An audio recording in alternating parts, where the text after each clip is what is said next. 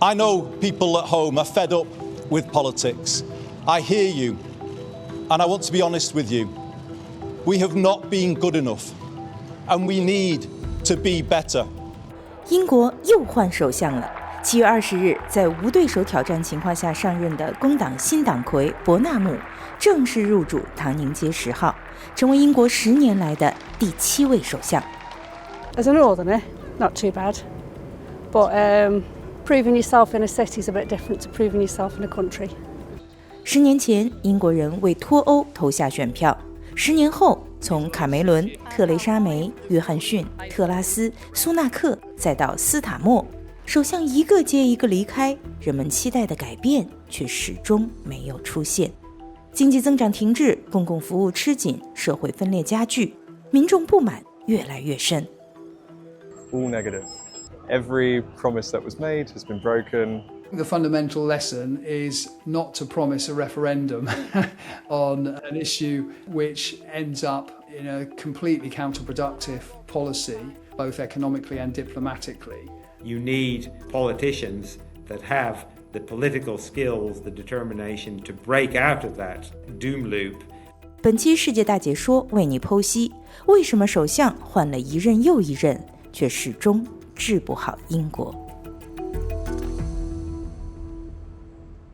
I am acutely conscious that I am the 6th person in the last 10 years to walk up this street, the 7th Prime Minister since 2016, making this a moment for reflection and new resolution.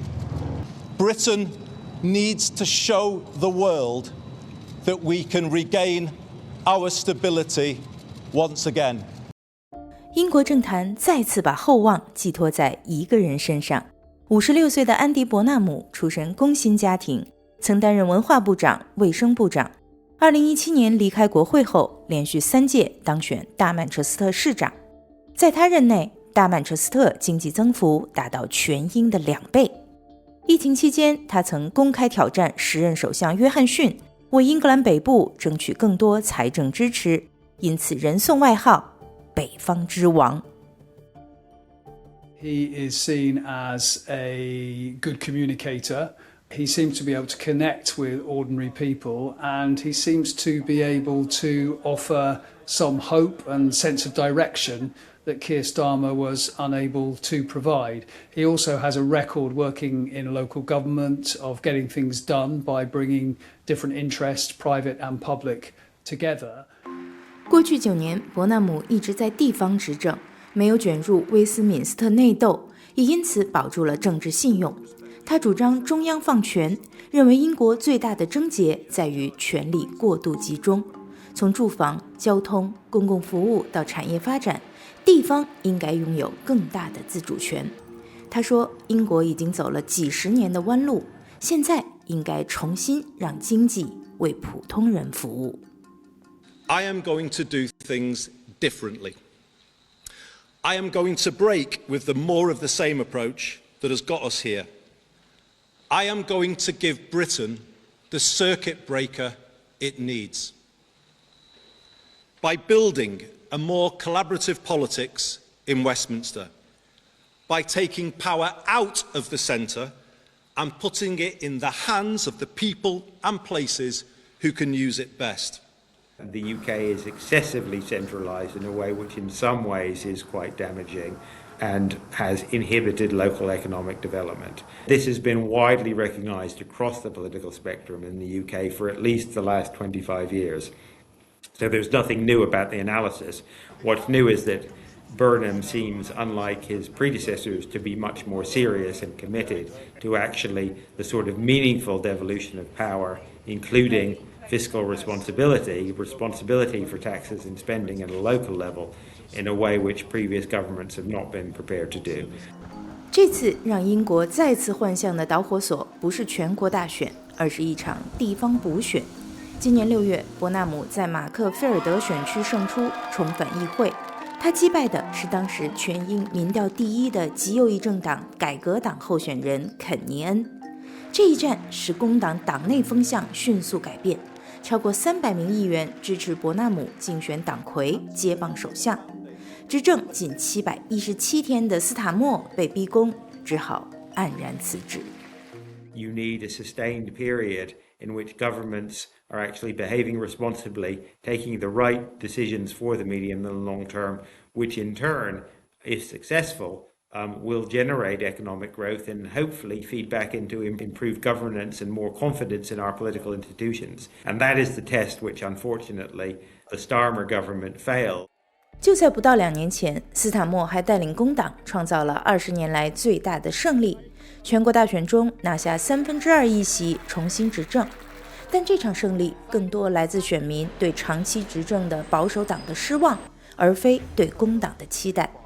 2024年工党执政后，英国通胀虽然回落，但民众生活并未明显改善，住房危机依旧，社会住房等候名单超过130万户。国家医疗服务体系 NHS 积压虽有所缓解，但候诊人数仍超过711万人次，家庭实际可支配收入仍低于2019年水平，政府增税400亿英镑更引发了广泛争议，移民问题持续发酵，非法入境事件不断发生，可以说承诺中的改变始终没能兑现。They have clearly overpromised at the same time as under-delivering. So they haven't really levelled with the electorate, with the voters, about quite how difficult some of these challenges are. Instead, they've made pledges that they can't possibly keep and have been punished as a result. You know, there is a feedback loop between economics and politics, which is that if you have low growth and poor, low or no growth in living standards, that in itself creates political instability.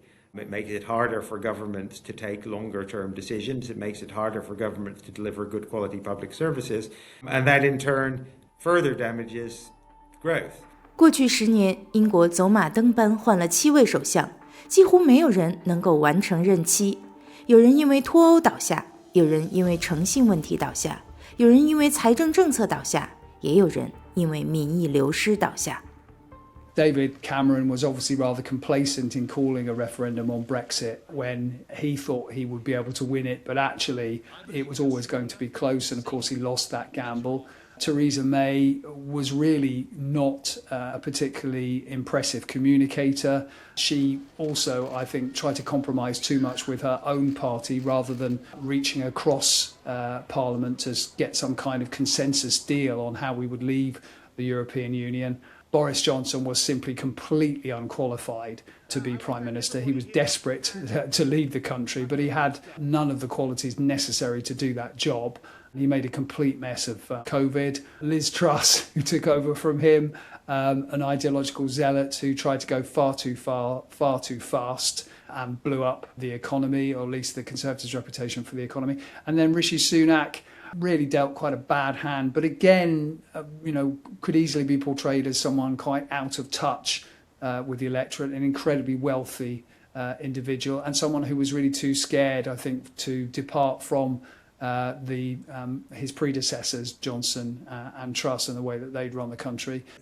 他们失败的原因看似不同，但背后的难题却始终不曾改变。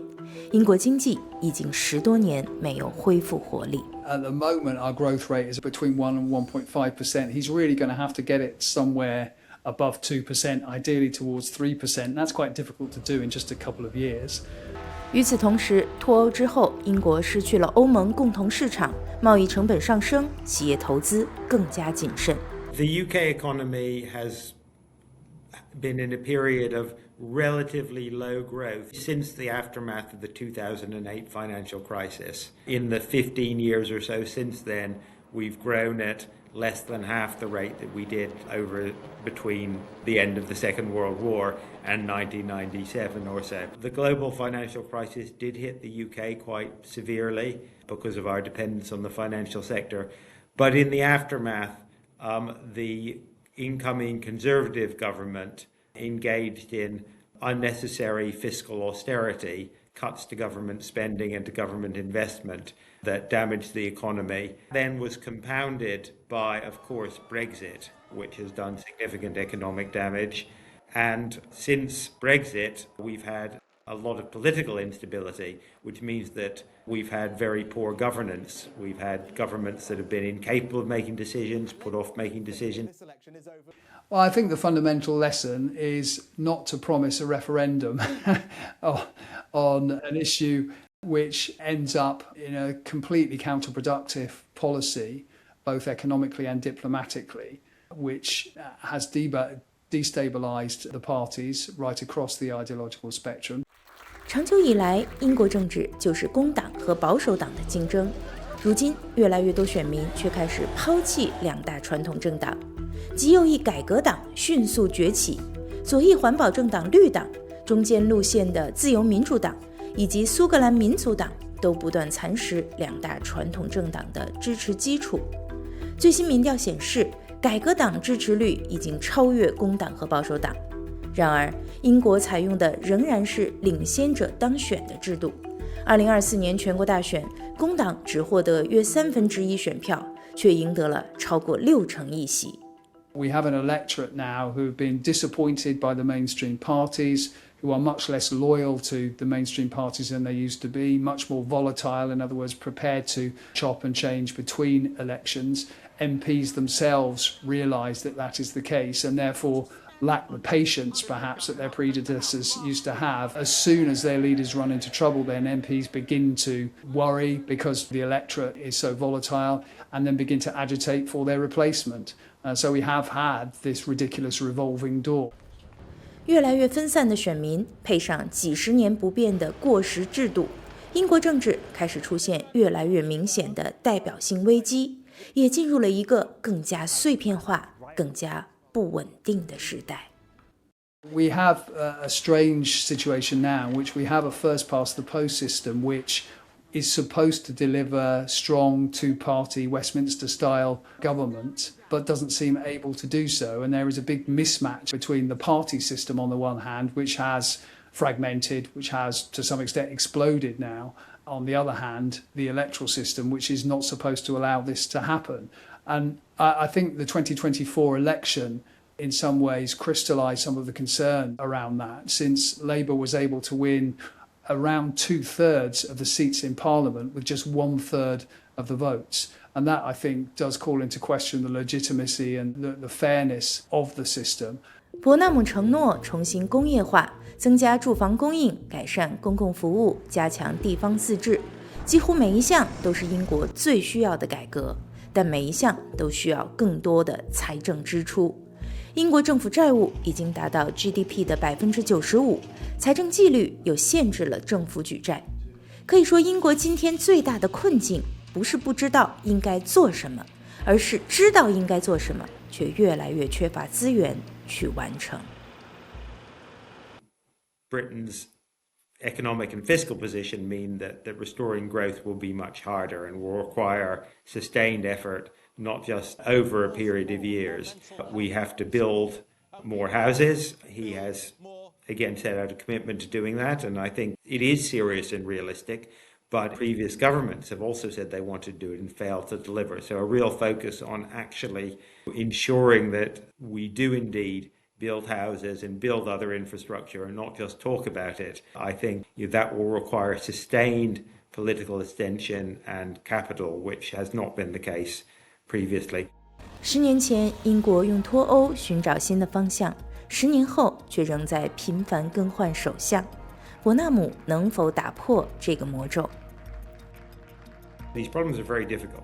These problems are not insoluble. The UK is not broken.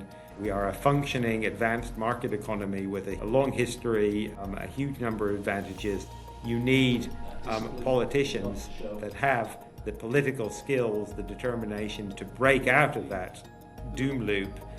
真正的考验或许不是谁入主唐宁街，而是谁能够真正带领英国走出这个循环困局。